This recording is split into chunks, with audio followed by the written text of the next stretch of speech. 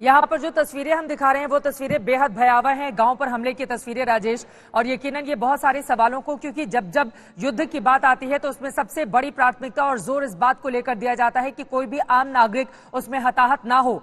जिन दो देशों के बीच युद्ध हो रही होती है वो इस तरह से आपस में सामंजस्य बिठाकर आम लोगों को निकालें कि लेकिन अगर आम लोग हताहत होंगे, 6 लोग मारे जाएंगे, एक बच्चे की भी जान चली जाएगी, तो यकीनन इसको लेकर सवाल उठेंगे ही। चारों तरफ मलबा पसरा हुआ है। आप देखिए जो लोग इस मलबे के भीतर दबे हुए हैं उन्हें निकालने की किस तरह से कोशिश की जा रही है। 6 लोगों की जान चला जाना अपने आप में बेहद दुखद और बेहद दुर्भाग्यपूर्ण है। लेकिन वहीं 2 शहरों में सीज फायर का ऐलान। राजेश, क्या ये माना जा सकता है कि आगे आने वाले वक्त में कुछ और ऐसे शहर हो सकते हैं जहां पर सीज फायर को लेकर रूस आगे बढ़े? और आपने ये भी बड़ी जानकारी दी कि 5.5 घंटे के लिए सीज फायर का ऐलान दोनों शहरों को लेकर रूस की ओर से किया गया है।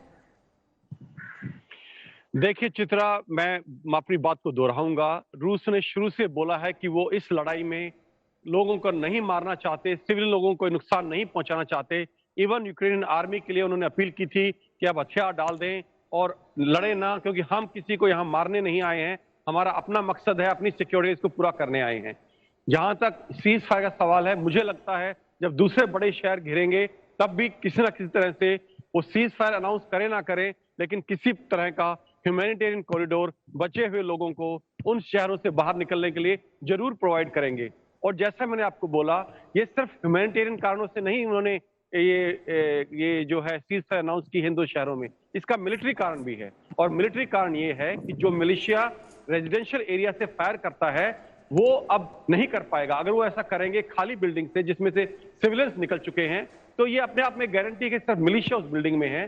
तो अगर रूसी फौज उस बिल्डिंग को ध्वस्त करती है एक्सप्लोजिव से या बॉम्ब से, तो वो कम से कम ये क्लेम कर सकती हैं कि उन्होंने सिविलियंस पे फायर नहीं किया और ये मिलिशिया था जो वहां से फायर कर रहा था, इसलिए हमने उस बिल्डिंग को निस्तानाबूद कर दिया। चित्रा, 2 मेहमान भी स्टूडियो में हमारे साथ जुड़े हुए हैं, आपसे सवाल पूछा चाहते हैं। जनरल दयाल, मैं बिल्कुल सहमत हूं आपकी इस बात के साथ, और तकरीबन मेरे ख्याल में ये वेस्टर्न मीडिया है जो इसको किसी भी तरह दिखा सकता है, क्योंकि काफी लोग इन्फ्लुएंस्ड है उससे।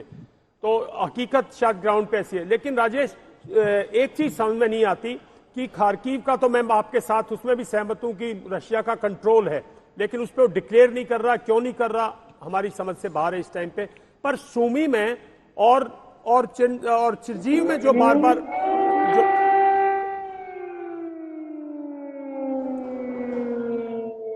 राजेश, ये आपके यहाँ सायरन है या हमारे यहाँ? राजेश के बाद यहाँ सायरन बज रहा है अभी। हाँ, ये लगभग 14 घंटे के बाद पहला सायरन बजा है अभी आज सुबह। ओके। तो राजेश, जब आप ऑन एयर आते हैं तब तक हमें पीछे से आवाजें सुनाई देती हैं। चित्रा जी, जब भी आपसे बात होती है तभी सायरन बजता है।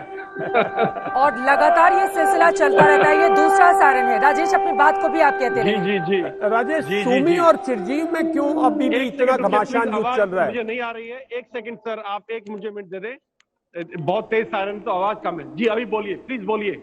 राजेश, मेरा मानना, मैं आपसे पूछ रहा था कि सूमी में और चिरजीव में, क्योंकि चर्नापोल में होने के बाद ये एक नॉर्दर्न एरिया के जो 2 बॉर्डर टाउन्स हैं, इनमें इतना घमासान युद्ध क्यों चल रहा है जो हमें यहाँ पे राजेश खबरें आ रही हैं?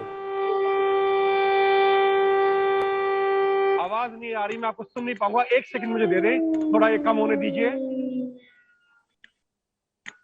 जी बोले, आप बोलिए, प्लीज बोलिए। 3 बार सायरन बज चुका है कुछ ही मिनटों में, इसका क्या मतलब है राजेश? इसका मतलब चित्रा, जैसे मैं पहले बता चुका हूं कि जो रडार्स लगे हुए हैं, एयर डिफेंस रडार्स हैं या दूसरे जो रडार्स लगे हुए हैं एयर मूवमेंट को देखने के लिए, उन्होंने कोई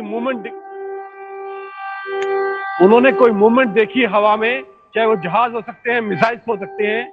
और जब वो ये मूवमेंट रडार कैच करता है शहर से कुछ किलोमीटर दूर, 30, 40, 50, 60 किलोमीटर दूर, तो ये नागरिकों को चेतावनी देता है कि आप बॉम्ब शेल्टर में चले जाएं या कहीं शरण ले लें, जहां अगर एयर स्ट्राइक होती है आप सुरक्षित रह सके।